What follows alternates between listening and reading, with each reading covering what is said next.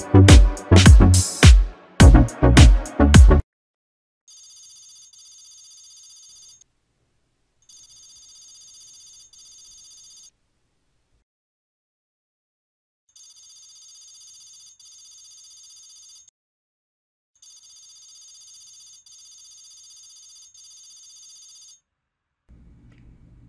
guys, thank you so much for joining me today.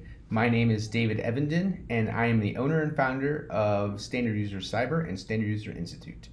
I am a former computer hacker for the NSA, and after I left the NSA, I went overseas and worked on operations in the Middle East, came back and started working for a large ISP to aid in bidirectional sharing relationships between FBI, DHS, and the commercial environments.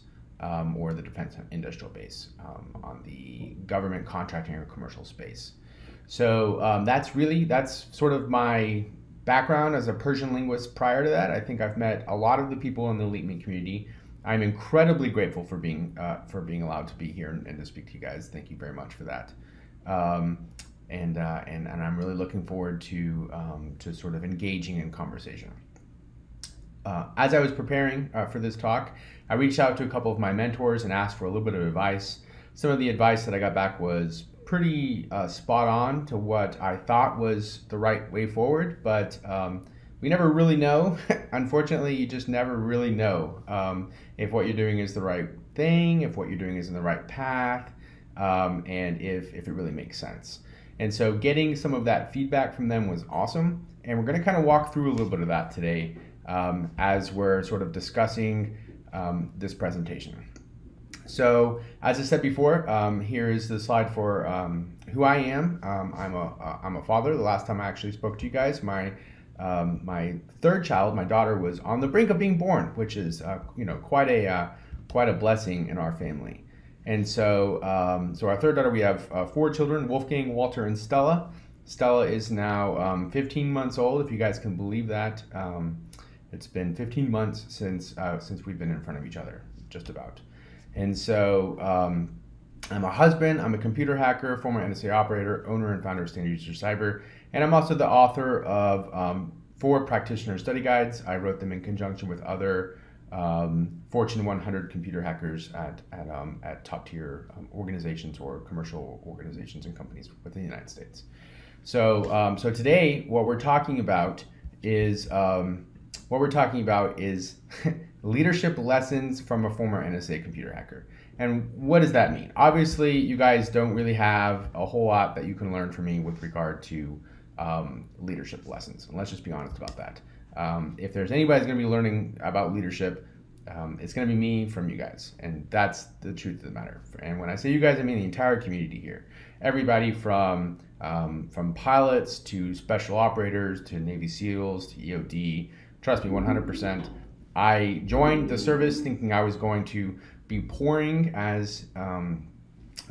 into you as a Christian male wanting to make a difference to my peers. And the reality of the situation is I learned more from your community than I guarantee that you've ever learned from me. And so let's go ahead and get started. As we're kind of moving through here, really what we're doing is we're talking about the InfoSec community, information security community, or the cybersecurity community. And we had a telecast or a podcast series talking about the differences in InfoSec and CyberSec.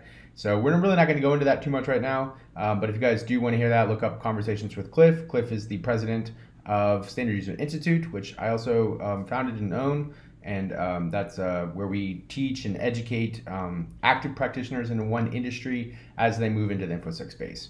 And in fact, there's quite a number of the Elite Meet community that are taking the courses right now and walking through that and learning about the cybersecurity space as you move through.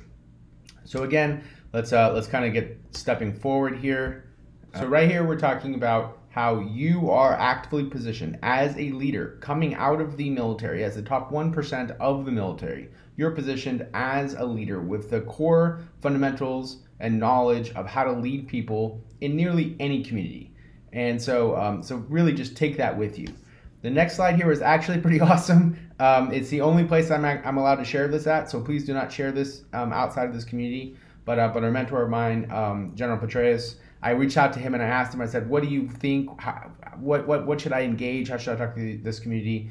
And his response was, the SOF and Navy SEAL, Navy pilot community is, and I'm going to read it directly to you.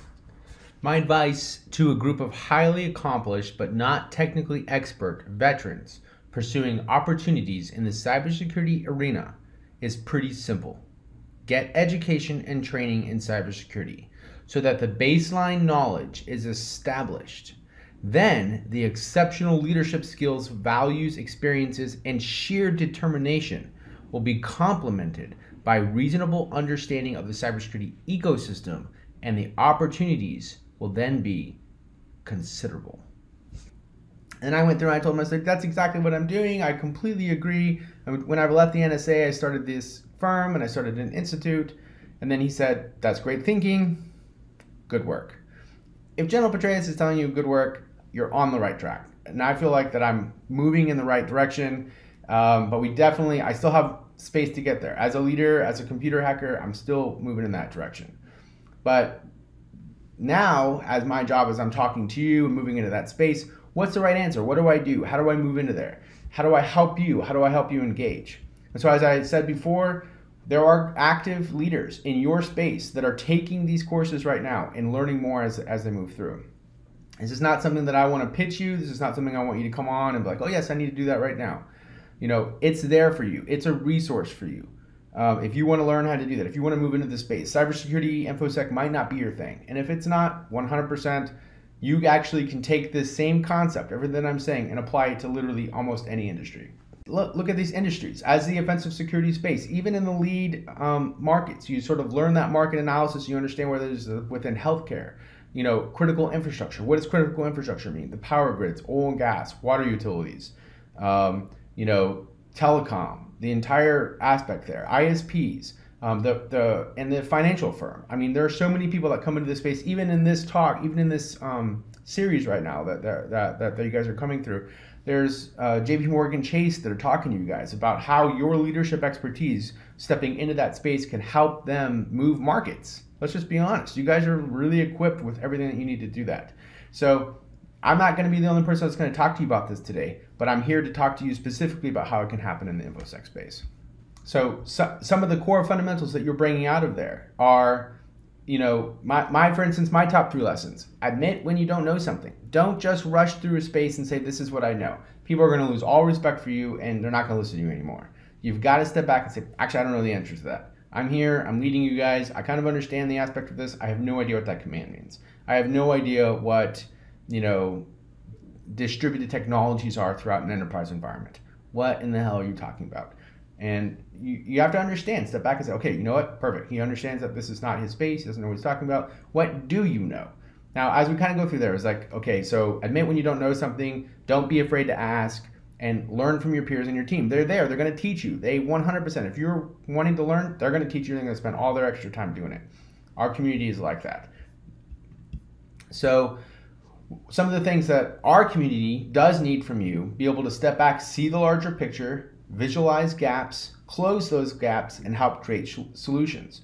Hacking is not computer hacking. It has nothing to do with that. It's identifying new methods to solving old problems. That's computer hacking. Hack something together, identify a way that you can fix the problem. So in our space, cybersecurity awareness is kind of a fun little thing that we're doing. It's like learning to ride a bike. If you're learning to ride a bike, you're moving through that space, you're understanding, the baselines, and then it becomes conditioned response. Now, what do I mean by that as a conditioned response? In the cybersecurity space, what are some of the core fundamentals that we need? We need to know who the actors are. You know who the actors are. Coming out of your space, you know who the targets, you know who the adversaries, you know the psychological reasoning behind a lot of the stuff that they're doing. You're already there, you already know what it is. Step 1, that's awesome. Most people that come into my space, I understand computer hacking, I know how to do this, I don't know what a TTP is, I don't know how to understand that, I don't know what, cyber threat intelligence is, I don't know how to decipher intelligence, I don't have a top secret security clearance, I don't have all this stuff, I can't do any of that. Okay, sure, no, I don't care about that. Can you do your job? And we'll bring in core leaders that can do that job. Don't worry about that. So understanding too, you guys know how to hunt. Like, you know what it means for hunting adversaries. You know what that looks like. You already know how to track, you already know how to identify. Now, of course, we're talking about things differently. we're talking about from a different perspective. We're not necessarily carrying around a gun or flying in an airplane, bombing someone, tracking someone down. We're not doing that. But the core fundamentals of what the mission that you're accomplishing is very much the same. You're identifying patterns, you're putting pieces together, you're tracking adversaries, you're understanding who did it and why, what are their motivations. That's the elements there. Kind of moving through, understanding again, what are your industry strengths? What are you bringing to the table? You're bringing the ability to work as a team and the leadership that you're pulling out of your community. You have a lot more stuff that's built into there. So some of the things that you're not bringing to the table with you, more than likely, you don't have experience in the cybersecurity or hacking space. You don't understand what the heck a visibility gap is. You might understand what a visibility gap is within, an operator, but in an enterprise, distributed enterprise network, what is a visibility gap? What the heck does that mean? Who are the partners? Who are the key players within our space? Who do you reach out to if you don't have a question? Or if you don't know the answer, you have a question. Who do you go to for threat intelligence? Who do you go to for oversight and compliance? If you're dealing in HIPAA, FINRA, SEC, DOE, all of the regulatory compliance authorities, who has the answers to those? Who understands that? You may not know the answers to those. You may not know who those people are, but learn that information, bring it to the table, understand, equip yourself. That's really what David Petraeus is talking about. You're coming into this space. Sure, you know what leadership is, but do you know the ecosystem? Learn the ecosystem, lead our community. So coming into the next space too, when you deal on a more micro level, now here we're talking about who's responsible for business continuity, who's responsible for risk assessments, who's responsible for penetration tests, vulnerability assessments, closing visibility gaps, architectural mitigation design, availability, encryption, sustainability. Who is the person at an organization who's responsible for all of that? Learning that aspect of a company and understanding, we have this problem. I need to identify this solution. But someone brought to me this problem, and now I need to really find out, okay, are we really solving this problem, or are we really solving a different problem that's also going to in turn solve this problem? It's kind of the core fundamentals of what we're talking about. But now what we're going to do is we're going to shift in, and I'm going to literally talk to you technically about what some of these aspects are. Now this can get boring. If this is not really your area of expertise, you don't want to focus on this, I don't care. Check out, whatever you want to do. But if you do want to, this is interesting to you, you want to know how to do this, step into this space, learn where you're at, learn where you're going, this is the spot you do it at. So again, as you're understanding the life cycle, we're going to start in the top portion of it, move to the right all the way around, and then in order to solve or remediate problems, we're going to go in the other direction. So as a pen tester or a computer hacker, one of the core elements that you start with is reconnaissance. I need to perform open source reconnaissance, or what's available out on the internet or even close access within an environment. And can I see people walking in and out? If I'm going on a LinkedIn, do I know who the core decision makers are? Do I know, based on areas of probability, who has access to this infrastructure? So, or what type of infrastructure they have, so on and so forth. So that's the aspect there. Then once I understand reconnaissance, I know what's available out on the internet, then I start to identify what's the lowest hanging fruit. Then I target that. So that's your target aspect. Now I understand, okay, I found this vulnerability on this Managed Engine Plus platform, and I can log in as an administrator because that's a default password that wasn't updated. And then I go into this platform and I change the upload location. So now I know the absolute path for that. And now I'm changing this information. I'm uploading a shell. Now I have interactive access to the software or the server. And I can run commands on that. I can get access to it. And now you understand, now I can pivot on the inside of it. So that's target, breach, and persistence. Now I've installed something on the machine. Installed is kind of a loose term here. I've put something on that platform in order to give me access internally.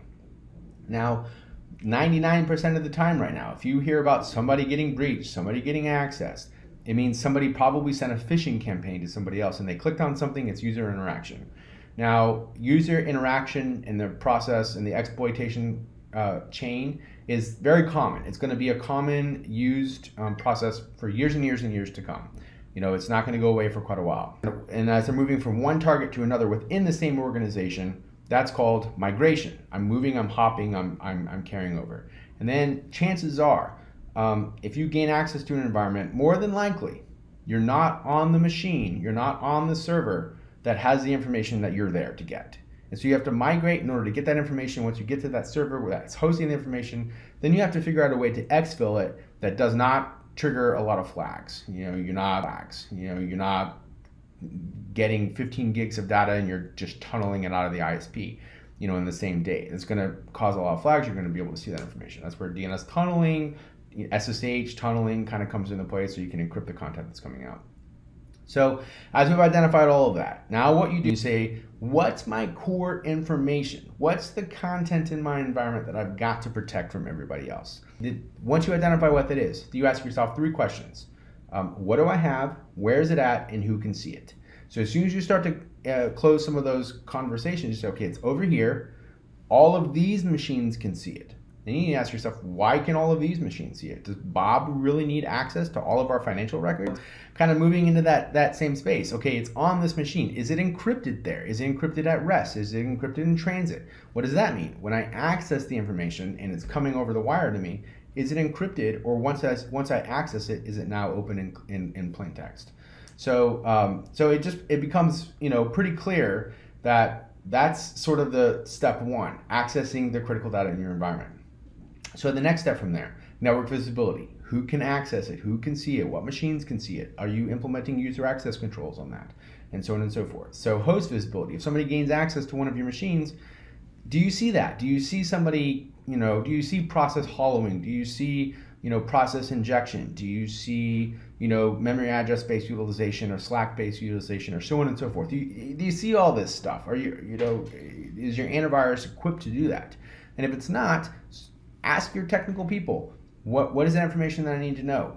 Are we closing these gaps? Are we, can we see this stuff? And they say, no, we can't do that. Well, what antivirus can do? Well, Cisco AMP does that. A bunch of different antiviruses on there do that. If you guys have questions about that, reach out to me, ask me. Our team works on very similar problems, closing different gaps.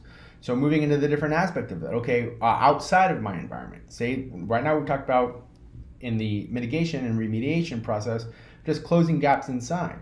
How is someone even getting in? How do we know? How are we looking at? Are we watching our perimeter? Are we watching what's going on outside of our environment? Do we know, what servers are externally available? Well, this SharePoint where everybody logs into, which doesn't have encryption on the authentication, is accessible out on the internet. In fact, everybody that accesses it go outside of our environment comes back in. Why does that happen?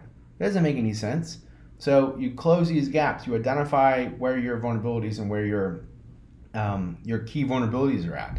As soon as you identify that, now you go out and you start looking at all of your open source blogs, all your platforms, LinkedIn, social media. Are there people posting things about what we're doing? Or, oh my gosh, I cannot believe about this huge deal, this oil and gas industry company is about to get purchased. Like, what the hell's wrong with you, man? Stop posting that. Like, understanding, monitoring this stuff, understanding who your company is and what they're doing, and just the entire realm. So as soon as you get all the information back together, that's where you start to make a risk determination. So in the OSINT visibility, the perimeter visibility, host visibility, network visibility, and identifying critical that's the penetration test. That's where you're performing those actions in an attempt to hack into the environment in order to close those different gaps and identify where the vulnerabilities are. You close those, and then you can make a risk determination. Really, in the risk determination, you can also understand, okay, you know what, Bob's posting all this stuff, but none of it's really harmful to us. It is kind of a risk, but we have the appetite for that risk. It's not that big of a deal. It's fine. There's a bunch of other conversations about the probability of attack as opposed to the cost of mitigating things in advance. Is it going to cost us more to fix the problem, or is it going to cost us more to pay the ransom if we get ransomed? And lots of people just pay the ransom on the back end because it costs too much to do that, which is why in government contracting they're starting to make, FBI is now making laws. If you do get ransomed, it's a federal crime to pay the ransom. You just have to tear everything down and stand it back up. So that's kind of some of the conversation around there. Understanding, again, some of the other gaps that you guys might have. Here's a pretty funny little aspect of one of the things that I work on with some advanced analytics teams. processing algorithms, advanced data analytics, anomaly detection, active IOC detection, just understanding inside of an environment what it looks like. That's not the space you need to jump into. You don't need to jump right in there unless you have a background in Python and dealing with NumPy arrays and data analytics and programming in R. You don't need to be doing that. You need to be starting at the very basic. Learning to ride that bike, developing a condition response for and muscle memory for when you get into that space. What does it look like and how are we moving in there? That's really where you start moving in the space. You are prepped. You are ready to move into the space as a leader. You have the leadership skills. Develop the core fundamentals of understanding the ecosystem. So that's all I got for you guys today. Thank you so much for letting me jump on here. I think we're going to move right into questions and answers. Hit me with whatever you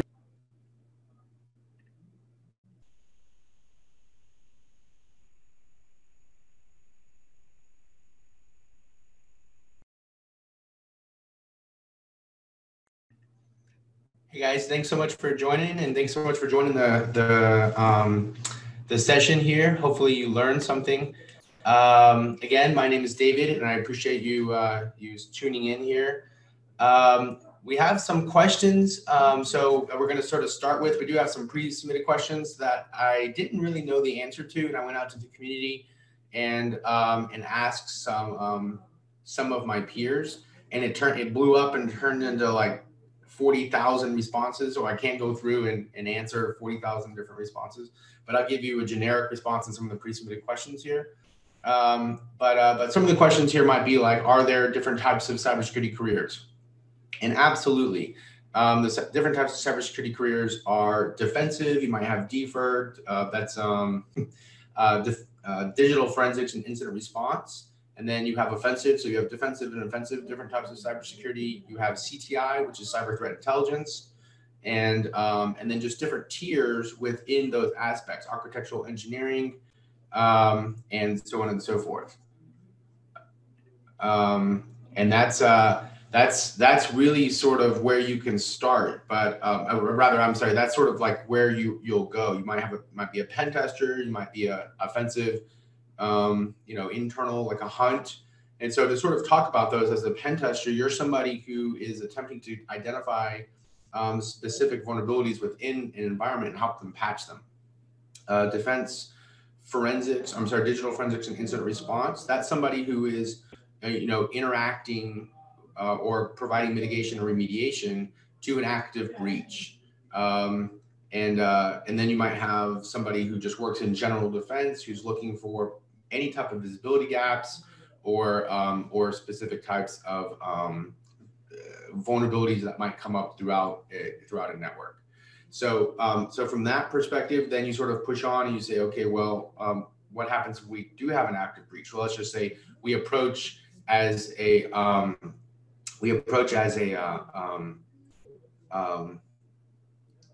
assumed breach. And if you discuss as an assumed breach, you need somebody that's on the hunt for looking for guys that might already be in your network. So that's like what the hunt team does. So you have pen testers, vulnerability assessors, defense, digital defense, and digital forensics and incident response. Sorry, people are chatting. It's sort of making my brain. I'm reading and talking at the same time. And so pushing out from there, you have different aspects of there. So do I need specific training or certifications to begin a career in cybersecurity? The answer is no. It depends on what your aptitude is. Now, depending upon where you're going in for a job, they might have a requirement. If you want to meet ISO 9001 standards for a DoD contract position where you're supporting the defense Department of Defense, you might need some type of certification, a SEC plus, a NET plus, CYSA plus, or Pentest plus, depending upon what your role is. So those are some of those first two questions there that were submitted on this conversation. And if there's more, just keep those rolling in. Some of the pre-requested questions. How do you see penetration testing as an increasing number of companies move to the cloud? And that's a great question. One, we should, even in advance, companies should be assessing their third-party vendors and the third-party, connectors and services that they use. You're allowed to do that, but you're also allowed to hire a penetration testing company in order to do that on your behalf. It's not against the law, and if you're using a specific company, you're allowed to do that. A lot of companies like 365, AWS, and there's different services, they have a blanketed statement that says, yes, if you're using our services, you're allowed to perform penetration testing, authorized penetration testing on your behalf. Sorry if I'm talking too fast, but you're allowed to do that. That's even something now that you can do. And so hopefully that answers that question. I do see, a lot more integrated assessing and testing being done, but for right now, just as third-party assessors, I think we're going to see a continued increase there.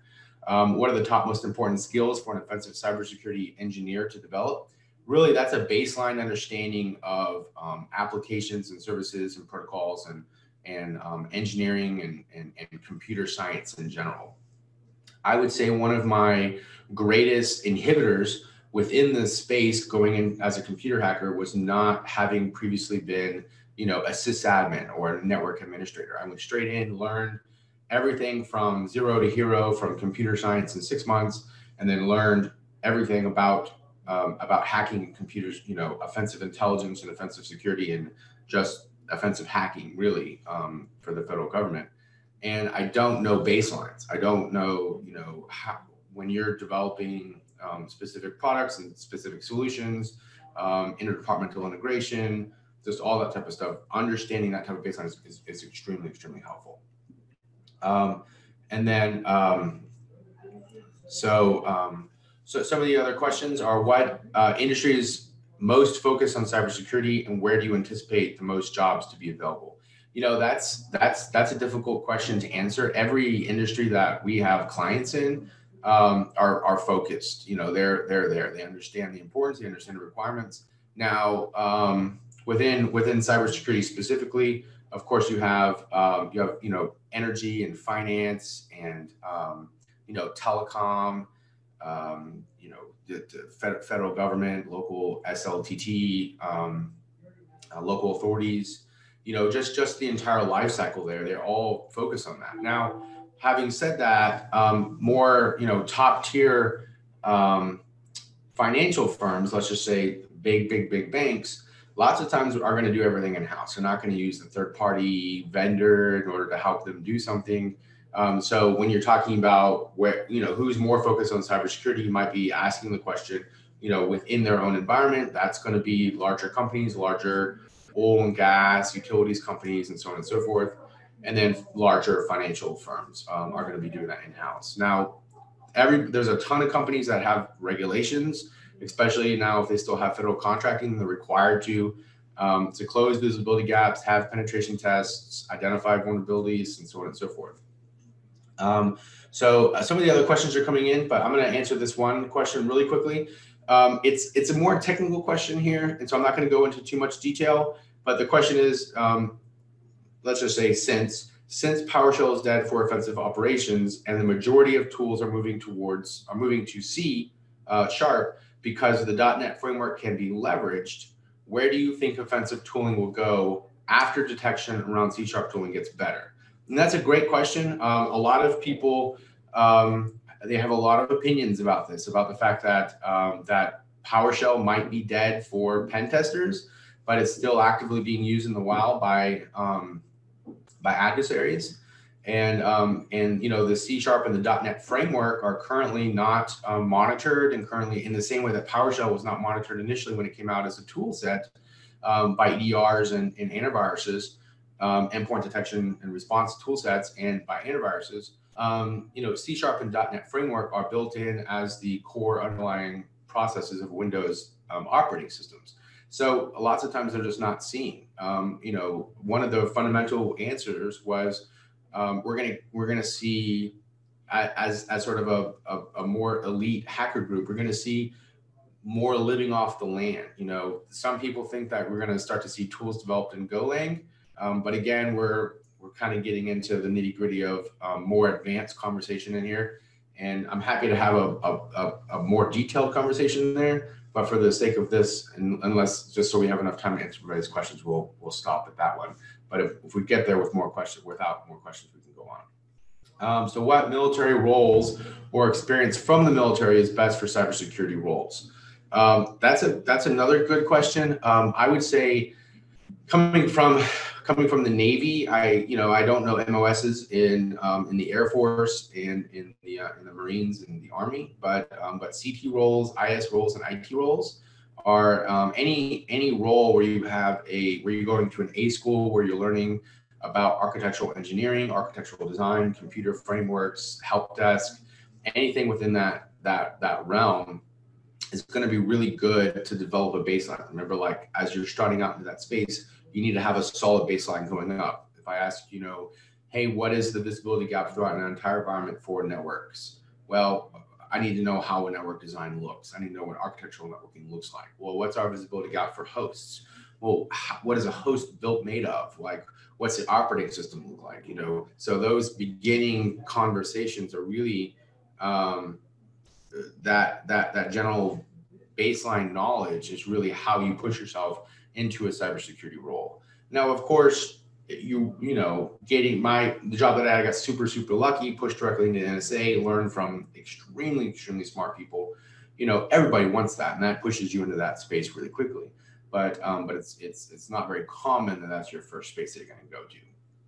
You said financial industry is hiring in-house for this type of role. What were the names of the roles that would be posted for these careers? That's a great question.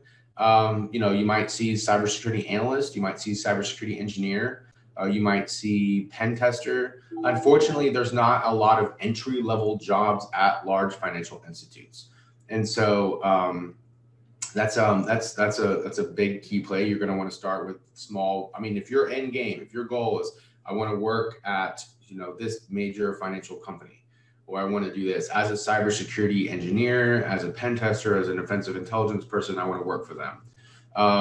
And you're moving into that space. My suggestion, depending upon what your history is, what your background is, let's just say, for instance, you're somebody with no intelligence background, no computer background, and you get a SEC plus, and you get a CYSA plus, and a pen test plus, and an OSCP, and all the certifications needed, you might still be better off moving into a small mortgage company or a small some type of capital lending company, and then building a baseline there of what the expectations and what the requirements are for that firm. That way, when you move into the space of a larger bank, you already have the answers that they're going to ask you, and they feel more confident and comfortable in who you are.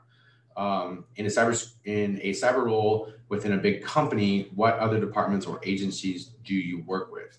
Well, that's a good question too. The answer is all of them. So, and the common misunderstanding is that as an offensive security professional or a cybersecurity engineer, even a principal cybersecurity engineer, so you're at the top of the top, do you still have the authority over their department? Do you still have the authority over their infrastructure and their business continuity and their entire life cycle for developing and generating revenue? You may not actually have the authority. You just have the authority to provide best practices that need to be applied to their infrastructure. And then if they're not applied, you have to go up to the C-suite and basically start to tell them people, hey, this is not getting done. And then go back through and talk about, hey, we have a pretty serious problem. We're not really closing any gaps here. And so that's, you work with all of them, so at a big company, you might have HR, you might have an outreach program for recruiting. You might have lead development or business development. You might have business continuity and post-sales engineers and so on and so forth. You might just a bunch of different people. So all of these different departments have infrastructure. Your job is to identify visibility gaps within their infrastructure. Again, we've discussed visibility gaps in the talk, so I won't go into it right now. But as you identify what those are, then you communicate back with the team lead and say, I've found this in your environment. We need to close this, whoever's in charge of this. So it might be a different engineering team in charge of that. So you're essentially working with everyone all the time. Unfortunately, it's a never-ending job. So if I get an entry-level role, how long does it normally take to get a more senior level position? Somebody told me the other day, says, 5 years in our industry is a really long time. And that's actually true. So if you're at a position and your goal is to basically move up and you want to become a senior level security engineer, but you're starting as a cybersecurity analyst and as your junior cybersecurity analyst, your expectation should be level of promotion every, every 18 to 24 months. If you're not seeing some type of promotion within 18 to 24 months to, now I'm a cybersecurity engineer 3, and now I'm a senior cybersecurity engineer 24 months after that. So about every 2 years, you should see a bump. And so by the time you get to a senior level engineer, principal level engineer, you're probably, for principal, you're probably looking at 10. And then for a senior, you're probably looking somewhere between 5 and 6.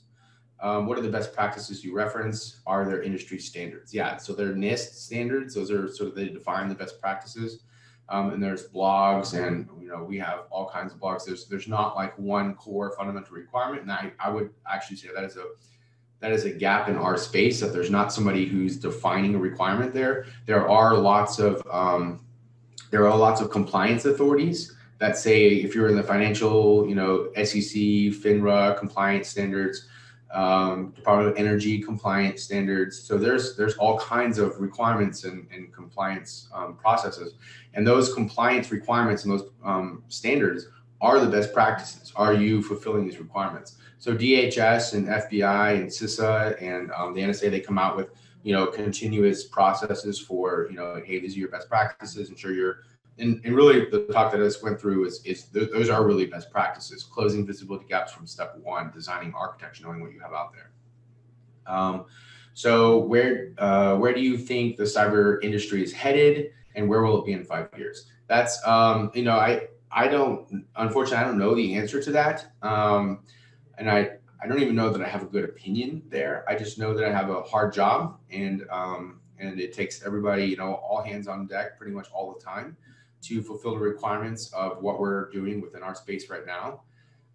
I think that our job and our space is just going to get more difficult, unfortunately. And in 5 years, we're going to see continuous and more advanced attacks that don't let up. So I think that you have different tiers of attacks. You might have attacks by prime syndicates looking just to make some money. You might have sort of, let's just say, diligent or advanced script kiddies. Those are people who are just stealing content from other people, exploits from other people, and using those. Average pen tester, for instance, is a diligent script kiddie, and that's a term of endearment, not a term of degradation. If you're not developing, exploits yourself, then you probably are. And then you have more advanced adversaries, foreign intelligence, infrastructure, and so on and so forth. And a lot of their activity is based on the political climate. And so as the political climate gets more abrasive, you'll see an increase in cybersecurity activity. So, unfortunately, I do think that with sort of more aggressive conversations as we move forward, we are moving into, if not in the middle of, a second Cold War within the cybersecurity space. People don't realize like how close we are, to continuously all of our infrastructure going down. I mean, with the health, the entire hospital and healthcare community, even this past week, what you can kind of see is one integration on one vendor that has a direct link to hundreds and hundreds and hundreds of hospitals, and you could throw a single series of ransomware on all of these hospitals at the same time. I'm not sure if that's public, but that's also just a guess. That's what's happening. And so as you start to see a lot of those more MSPs or infrastructure attacked, that's where you start to see more advanced exploits take place on a more macro scale. What should I be looking for in terms of an entry-level role and average salary? My assumption here is that by entry-level role, do you mean average salary, or do you mean like the title of the role? So the title of a role might be junior cybersecurity analyst, or something similar to that. Depending upon your experience and certifications, degree, while a degree is not required in our space, you definitely don't need a degree in cybersecurity in order to be good at it. Lots of companies feel like that they need to put cybersecurity degree on there. Again, that does not define the expectations and requirements for your ability to be a successful computer hacker or a successful cybersecurity analyst. That defines your baseline understanding of what computers are and what a network looks like. So does he know what a network is? Does he know what a computer is? Can he build a network, or has he probably built a network from the ground up as part of a lab or a class or something he's done there? And so that's a lot of times that's why they want a degree going into a space like that. But for me, for instance, if they want a degree in cybersecurity, they're not going to get one. I have associates from the advanced cyber warfare school that I went to, so they're not going to get a bachelor's degree from me. And but I've never actually been asked. So I just think your experience can trump the requirements. For salary, it's hard to say. As entry level, you could be looking anywhere from 60 to 80, depending upon your experience, and then upwards from there. Senior level, 80 to 120, you're looking at mid tier, and then 120 to 160, you're looking at probably a senior level role, and then 160 to 180, you're probably looking at a principal role, and just depending upon where you're at, and then CISOs and so on and so forth. What do you need to be good at for? Hang on one second. Let me read this. What do you need to be good at for cyber if you don't need a degree? I don't really understand that question. So what? I guess I don't quite understand. What do you need to be good at cyber for if you don't need a degree? You just you need to. I think that might be asking, like, if you don't have a degree, what other things you need to be good at. You do need a baseline understanding. You could do all that research and stuff on your own. You can learn as you go and work and sort of start with very junior level roles as you move forward. And you're going to develop a lot of that knowledge base that you would have you gone through and taken it. So if you have somebody who's been in a junior role for 5 years, in my opinion, that's going to equate over to somebody who has a bachelor's degree. And I think I answered the question. That was a little bit confusing for me, but that might just be me. If I'm interested in jobs in cyber, where do you suggest I look for careers? Any suggested companies? I'm not going to suggest a company on here. I just feel like that would be not advantageous for one of my clients and just different people. But there's, I would say, tying into Elite Meet here, there's tons and tons of companies and tons of people who are continuously moving through, who have open positions. I think there's just lots of open spots. So there, depending upon what your background is and what your interest is, if you're in the cyberspace, the finance space, there's definitely some companies within Elite Meet that you can talk to that need that help. Some of them, again, I think are even talking today. And then in the energy space, if you do have questions about, you say, for instance, you're really interested in ICS and SCADA environments and stuff like that, and you have more specific questions around that, feel free to reach out, let me know. And we can put you in contact with some large energy firms in the United States to see if there's open positions, depending upon what your history is and what your background is. Why do you think members of the military are good for roles in cybersecurity, specifically SOF members? That's a great question. Again, I discussed that in my talk. I feel like the leadership skills that are brought out, my personality as a computer hacker is probably I would say maybe as close to 1% of the space coming out of, is 1% of the people coming out of the cybersecurity space. We just don't communicate well very often. We don't know how to convey specific topics, and we don't know how to adequately reinforce and encourage people to meet timelines, meet deadlines, stay on task, and stay focused. And understanding, coming out of the space as a SOF member, as a Navy SEAL, as a naval pilot, and understanding that and be able to convert your leadership skills into something that's gentle and kind in our space is we just don't have that. It's just so difficult for us to have leaders who understand how to communicate with us, who understand, how to discuss and how to talk to you. You can't be yelling at people. You can't be, I had to learn that the hard way. I can't yell at people in our space. They shut down and they don't accomplish anything. So discussing to them in a way that makes sense and encourages them to move forward, continuously checking in, and then taking all of this more advanced commentary about what we're talking about.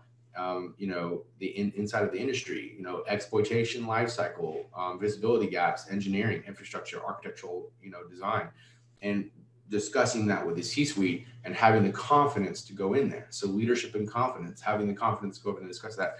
That's why I feel like in this space, in the elite need space, in the top 1% of the transitional military members, this is a good spot for you. And the paycheck is pretty good as you work into that space. Are there any blogs, resources, podcasts, or anything you'd like to recommend for someone looking to learn more about the industry? There's hundreds and hundreds and hundreds. If you want to look, if you want to sort of listen into the more darker side of the computer hacking, Darknet Diaries is pretty good. I'm actually number 47 on Darknet Diaries, so if you want to go in and listen to that too.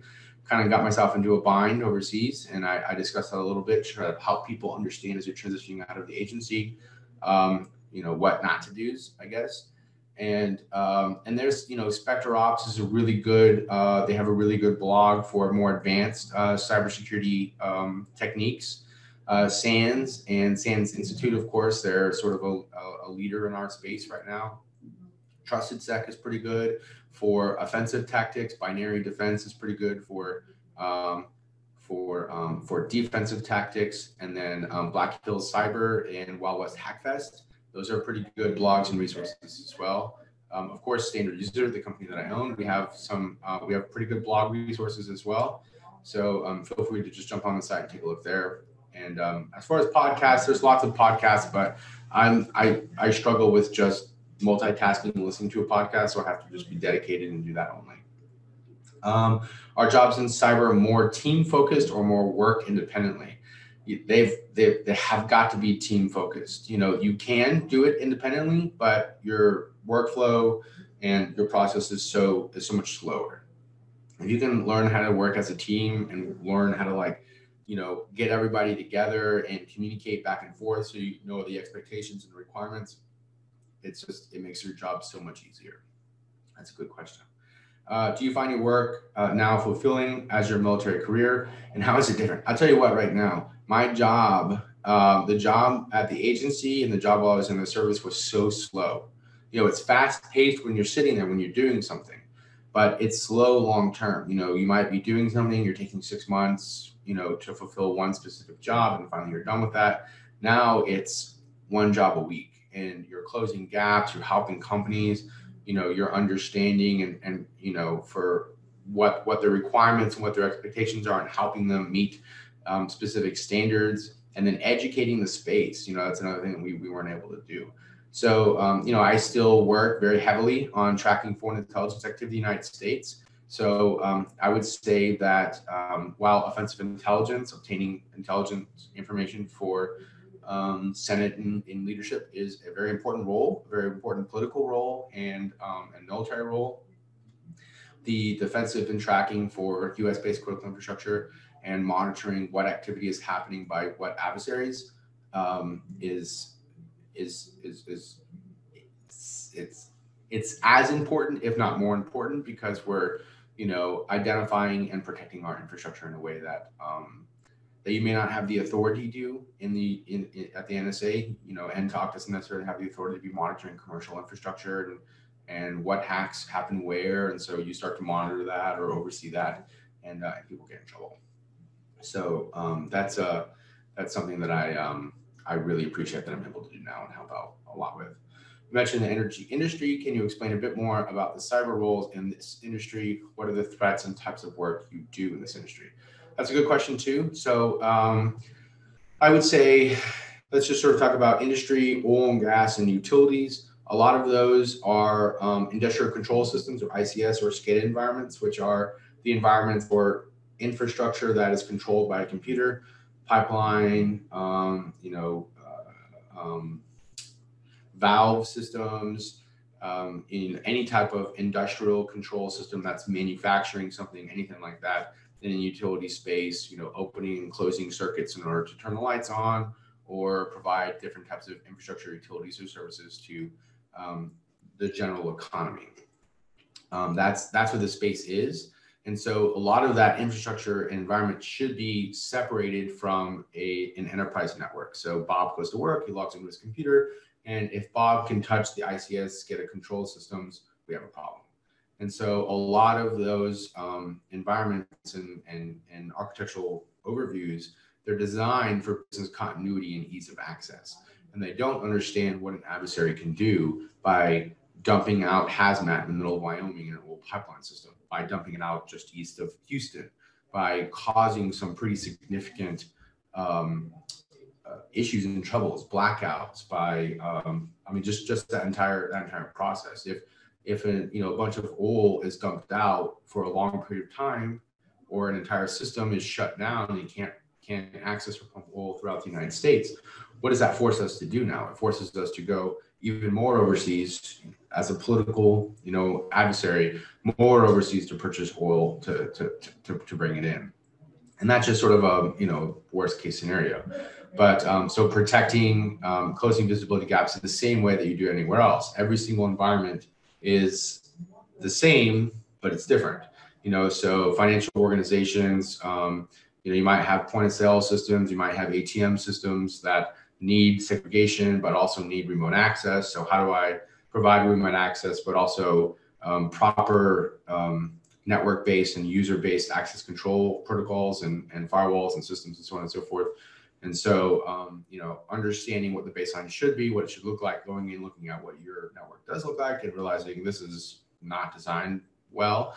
Any adversary can access all this infrastructure and cause a bunch of havoc, whether or not it be steal all of your money, transfer it to an offshore account, or slowly siphon money off, or cause a bunch of disruptions within your business continuity, which could then a downtime in business continuity is costs a lot of money. So if you're transitioning out of the military again, what advice would you give to yourself now that you've been working in cybersecurity for a while?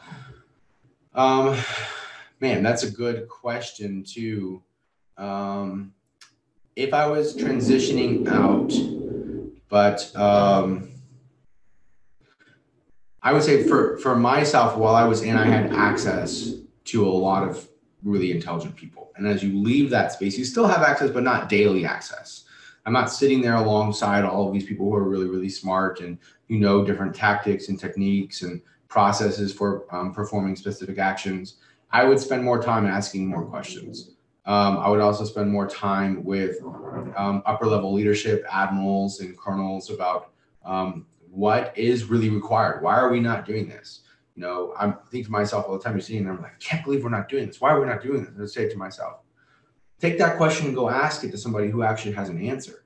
Because as you leave this space, when I started the company, if I knew the answers to some of these questions, I could go to that place and I'd be like, hey, this is my understanding of why we're not doing this. This is my solution to this problem. What do you think about giving this a shot or giving this a try? And if that was something that I would ask more questions as I was transitioning out, I think that I would have been a couple steps ahead of where I'm at now. So developing those relationships and moving forward would have been helpful. Okay, so that looks like we're sort of just shy of the top of the hour. I don't know if we're going all the way to 11:15. Looks like Megan's typing again, but if there's more questions, just throw them in here. If we can also go back to whoever asked the question about PowerShell being dead. We can also discuss that a little bit more if you guys want to. But yeah.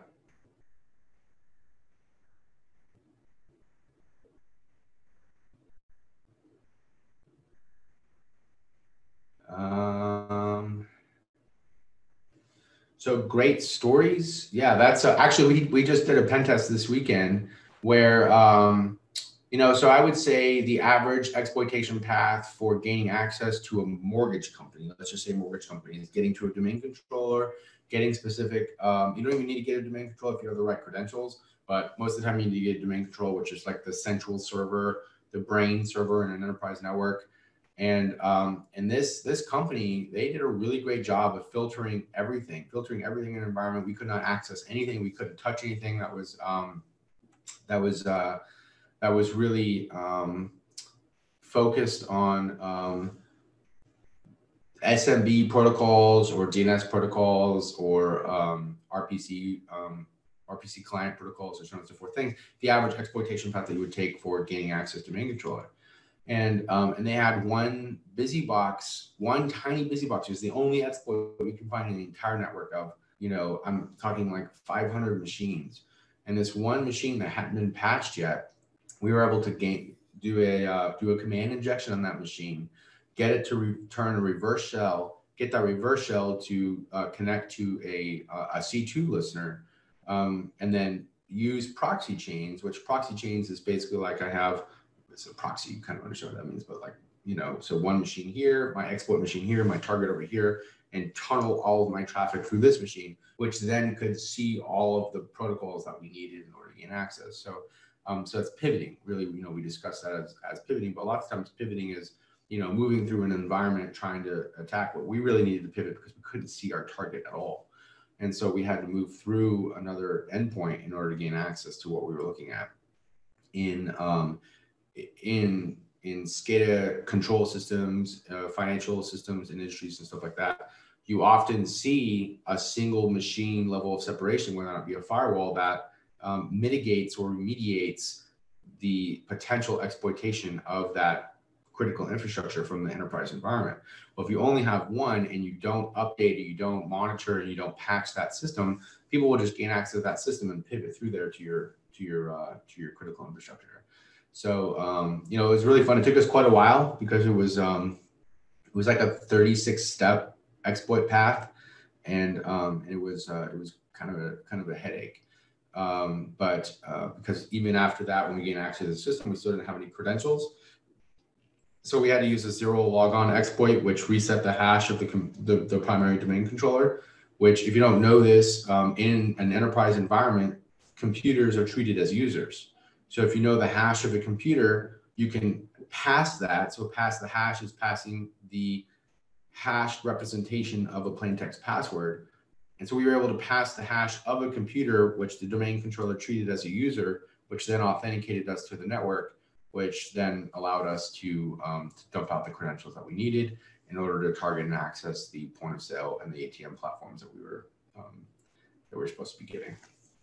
So that was really cool. So another question here: what does the market, financial, government, healthcare look like for companies or entrepreneurs that conduct gap assessments? What control family is preferred when doing assessments, NIST, CIS, etc.? What is the best approach to gaining more businesses? A lot of questions. So trade associations targeting CIOs, CISOs are B2B gaps assessments a sustainable business model? I have a lot of questions. Let's just take a look at these real quick. So this is sort of putting me on the spot here for some real advanced questions. So conduct gap assessments. I think that conduct gap assessments. Yeah, exactly right. I would say if you're doing a gap assessment within entrepreneurial spaces, I would say integration of cybersecurity companies. So I'm a pretty firm advocate that if I'm not a financial advisor, I should not be advising people on financial stuff. If I'm not a cryptographer, I should not be developing encryption methodologies. And if you're not a cybersecurity engineer, you should not be performing security assessments alongside gap assessments. You should engage in teams to do that because the learning curve is really short and it provides you that infrastructure. I think integrating cybersecurity assessments, vulnerability assessments, gap analysis on cybersecurity awareness is a great idea. It's a great approach. So what approach would you do for gaining more access within that business? Again, touching base with cybersecurity firms and then going to those cybersecurity firms and saying, we'd like to just provide this through your service to your companies. Hey, as part of this pen test, we really want to perform, a startup-based gap assessment on your entire, what you're doing. Financial intake, outtake, what your B2B infrastructure looks like, what your lead development processes look like, just the whole world. We're going to kind of get into my business knowledge, and my CEO is not here. So I'm going to tell you right now, I don't know that much about business. That's why he's here. I'm a computer hacker, and I just pretend to know what I do within the realm of the business. So B2B, gap assessment, sustainable business model. Again, I don't know the answer to that. It depends on who you know, I would say. It depends on how much other B2B databases that you've purchased. I would say that within that space, to answer these questions more adequately, I would send you to Afterburner, because they know the answer to those questions a lot better than I do, and they're really, really good at it. So they're another. They're a major sponsor of Elite Meet, and if you guys do have questions specifically about those, I would encourage you to just touch base with Megan to get integrated, or be able to ask questions with Joel over at Afterburner. Okay, so what does the market look like for companies that conduct gap assessments? Okay, yeah, okay, so same question here. Okay, so I would say, I would say that I feel like I've answered that question well enough. If you have more follow-on questions, just shoot them over for sure. So I actually do think, though, that we actually integrate with other companies that perform specific that do risk assessments and vulnerability oversight and stuff like that within startups, and there might be a business or CEO coach or something like that, and we'll integrate with their service offerings to provide that as a service. If you are a company that does that and you want to provide that as a service on your own, reach out to us. We're happy to provide additional services or help that way. That'd be great. So, yeah. So if there's more questions, just shoot them through. I'm happy to help. The delay here, so I'm answering questions and talking about what the next step is, and then it's about a 40 or 45-second delay. So then the next questions are coming in. So trying to kind of make up time here. But if you guys have other questions, shoot them over. I'll tell you guys one funny thing, that I don't actually have tats on my hands or my neck, but I decided to be a computer hacker for Halloween.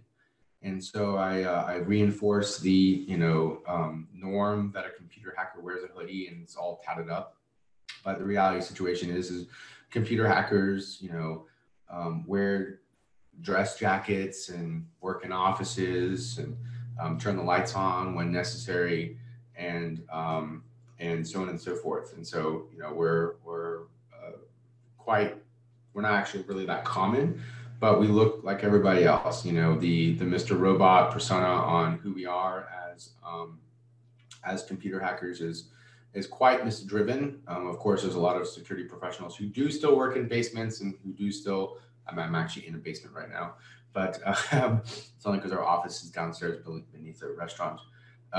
It's quite funny, but spending time talking about stuff while we're waiting for more questions. And if you don't have any more, I'm probably going to cut you guys loose and just sort of drop off here. So Megan, do you think is that it? Are we good on questions? Ask you.